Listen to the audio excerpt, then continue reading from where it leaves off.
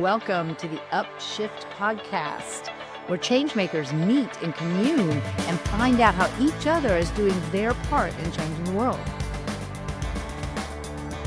Today, I have with me Scott Turman of BrightRay Publishing. Hey, Scott.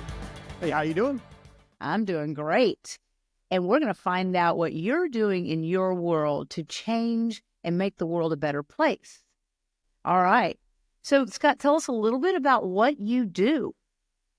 So I am a founder of two companies. One of them is a technology company where we do software projects for Fortune 500s. We also, I've been kind of at that for a long time. A million years ago, I decided that I was going to do my own deal, and I started a software company 15, 16 years ago.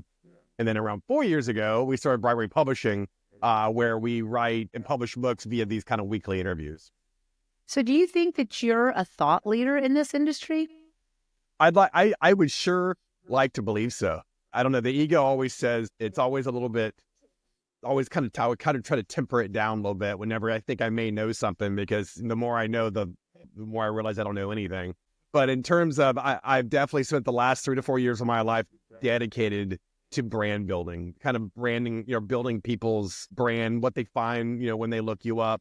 I've built my last 4 years. I've put 12 hours in a day to try to make sure that we know the most about how to build brands.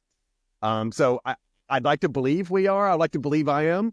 But every day is a learning process. Yeah. And, not everybody's an author, but people think they're authors. And it sounds like you've got a unique approach, twofold, I'll be bold enough to say, but what do you think that is the most unique value proposition about your particular publishing program? So to write a book is hard, and it's really annoying. I mean, it's not a fun process. If you're especially sitting there, it's so easy not to write a book. In fact, it's incredibly easy not to write a book. And as a result, unless you've done it a couple of times, it may not be very good, right? Because it's just like any skill, you have to practice it. And at the end, is it going to look right? Is it going to read right? What's the cover going to look like? Where's it going to sit? How are you going to do how are you going to push it out? All the things. And BrightRay, we've gotten exceedingly good at telling people stories through these kind of weekly interview process, right?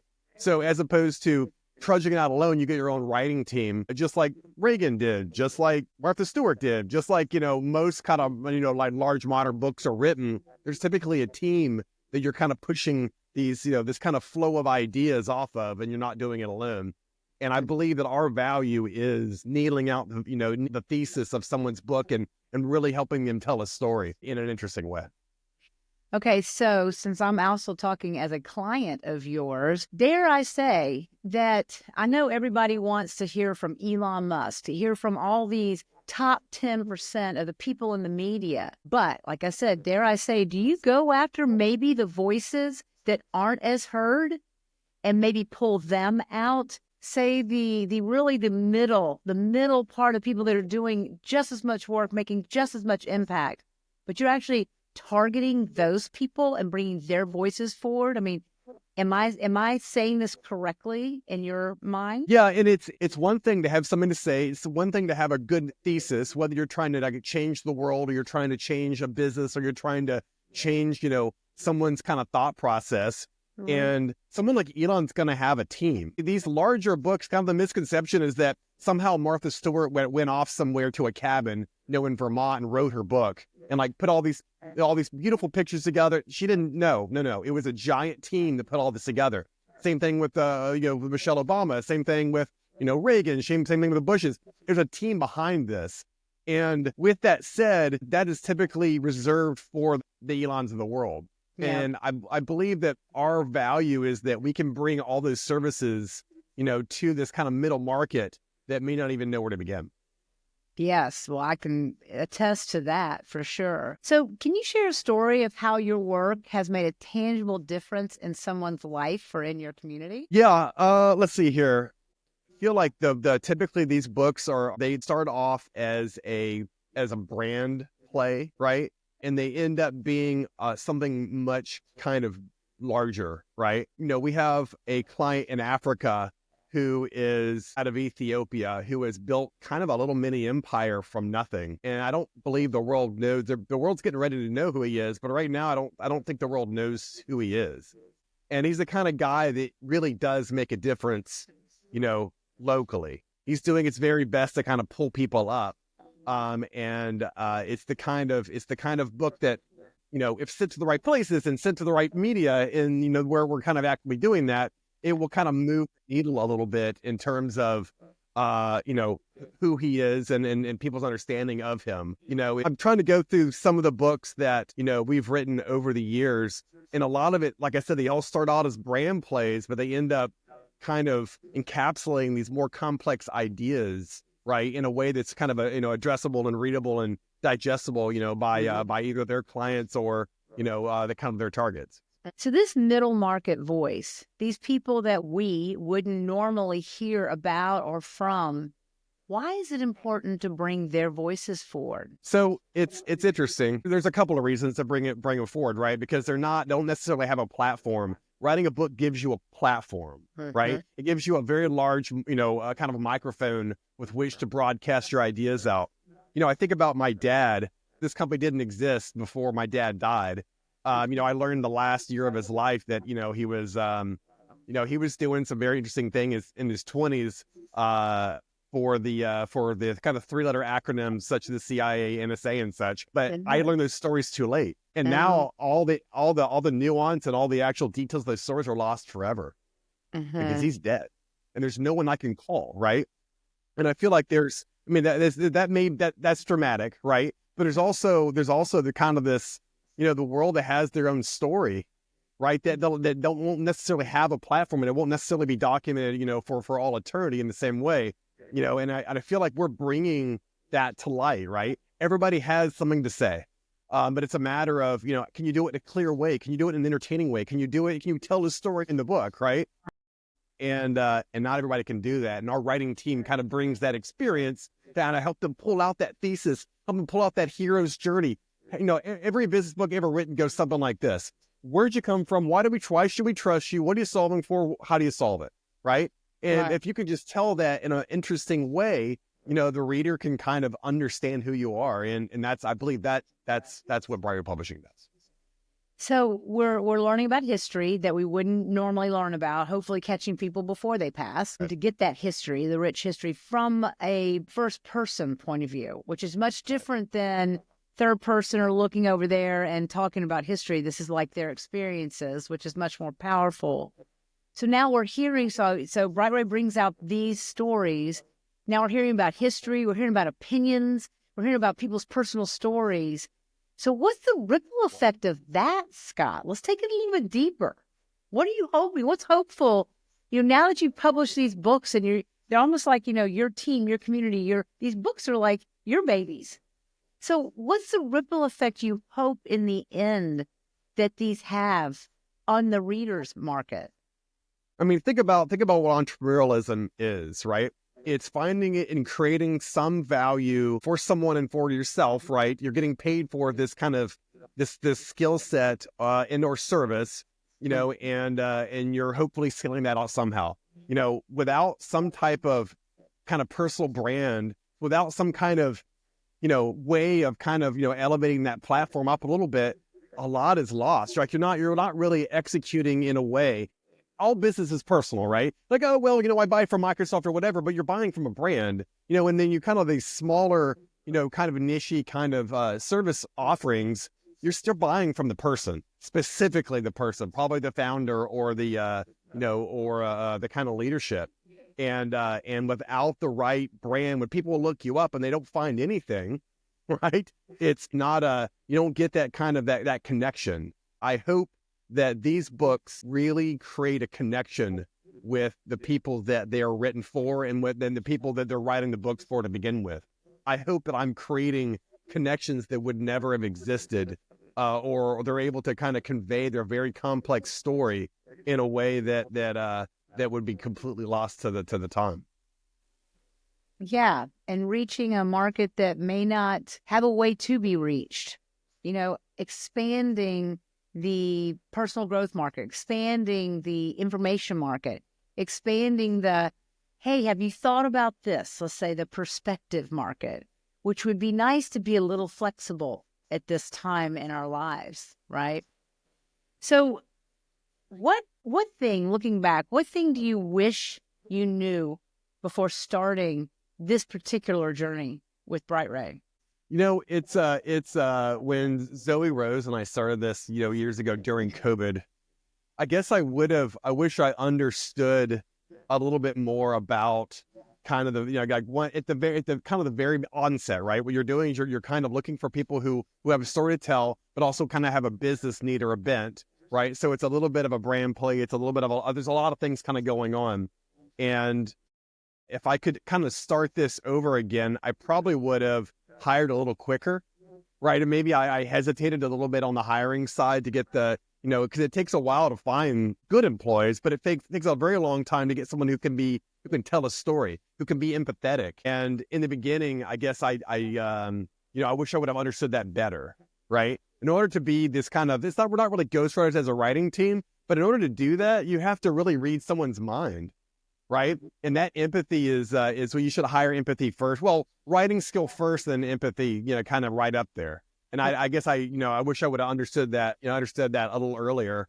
And then we could have probably scaled out a little quicker, right? But we're kind of slowly kind of going as you go, as you do as an entrepreneur, and here we are. But now I know that you have to hire the right people, but you have to hire for empathy. And this understanding of the ability to kind of step in someone else's shoes, and that's not everybody has that. In fact, most people don't have that.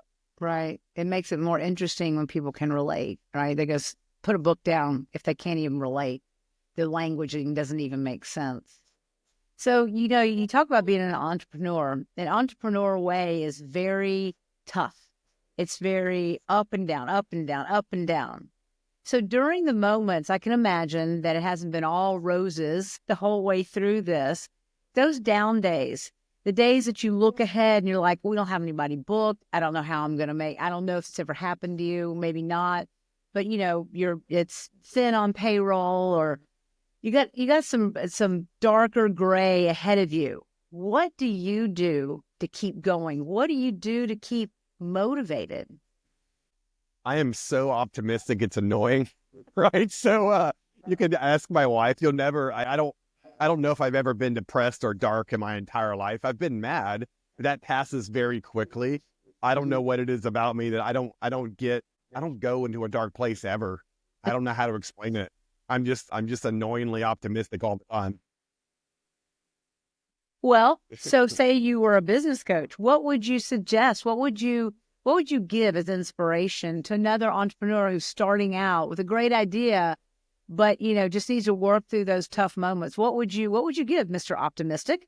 Tell us what you would say. Well, what's interesting is that I don't look at failure as a failure. I simply look at failure as okay, we're just not going to do that, right? I kind of subscribe to the Google philosophy where you want to fail really quickly so you can move that off of your plate, right, and go to the thing that's going to succeed. So it's failure is an option. It's an absolute option. It's going to happen. But with that said, maybe that idea isn't going to work, or maybe it's going to work, but find out if you have product market fit super duper early. Rush and talk to everybody, every one of your customers who say yes. Go grill them. Go find out why.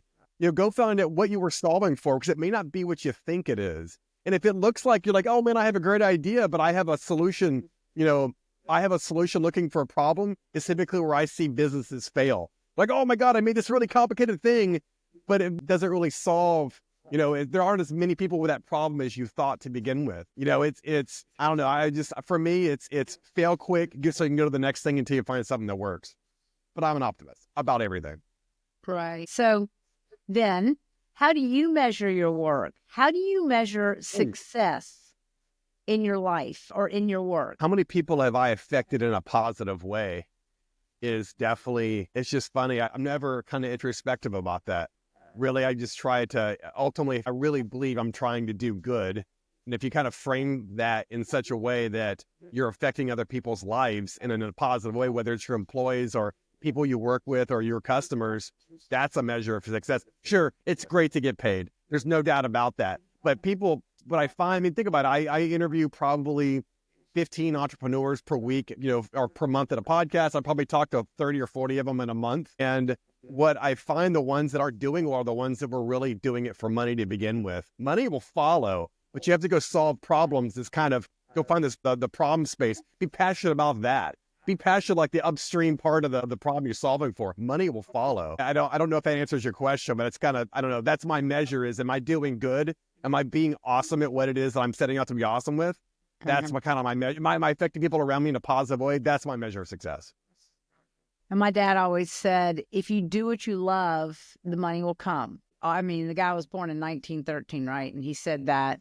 But there are people that do what they love, but they do not find a good business model to support that. So it sounds like you found both, and probably would suggest that people do what they love and also put what you love in a good business model. Am I right? My dad was a little bit, he was the exact opposite. He was more of a pessimist, right?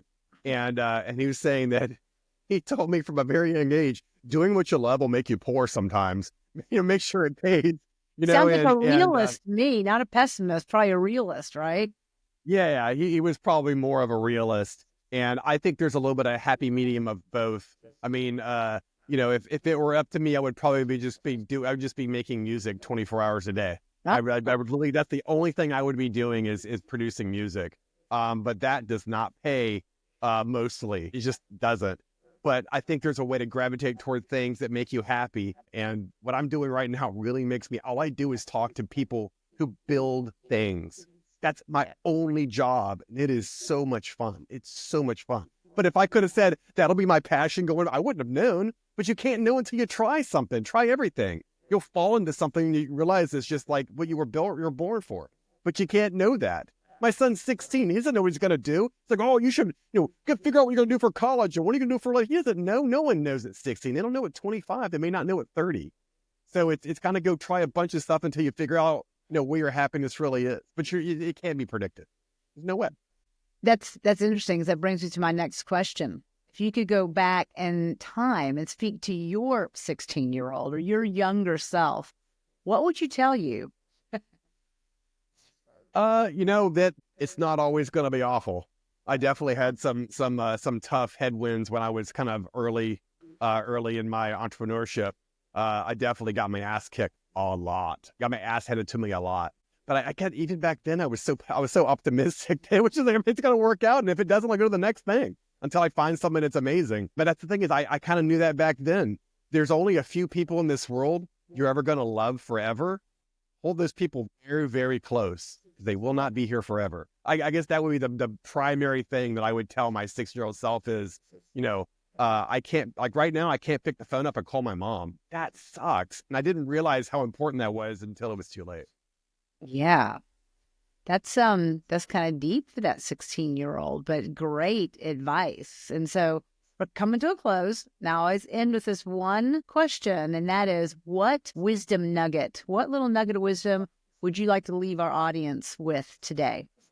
I guess it goes back to the hold the ones you love. When you find someone or a group of people, if you have a friend or you have a love of your life, take it seriously all the time. It's literally the most important thing you could be doing. All this other stuff, money, success, it means nothing unless you actually have someone you love or a group of people that you trust. And I've got only one or two really close friends that I'm so glad that I was kind of attentive to. I love my wife infinitely. I'm so lucky I found the right person, but I saw people find the wrong person. So I guess the little wisdom I can leave behind, if you're in your 20s and 30s, make sure you kind of attach your caboose to something someone that's valuable and worth it, because hooking up to the wrong person or with the wrong person, over a lifetime can be a horrible, horrible mistake. But I don't know. Piece of advice is, just wait. I waited to get married till I was 35 years old. Just wait. Just wait. It really sounds like people are important. And I know that's true for probably my audience and for me. You can't take it with you, right? Can't take it with you, but you can take the love and the friendships with you, because those grow even when you're not around. Even as you said, your mom's value in your life still grows even though she's not on this earth. Yeah, 'cause I sincerely miss I miss my wife's parents. I miss my parents. I wish I would have put more effort into it because they were, they're not here now. Mm-hmm. Well, we live and we learn, just like you have. You fail, success, fail, success, success, success, success. You found your way, and that's part of life. Well, thank you, Scott, for being on the podcast today. You are very motivational, and that's what this is really about, in your journey with BrightRay and your technical company. And I wish we could just take a little bit of you and bottle it up and give it to everybody. Thanks for being on the show today. Thank you. Thank you, Scott Turman, for joining us today on the Upshift.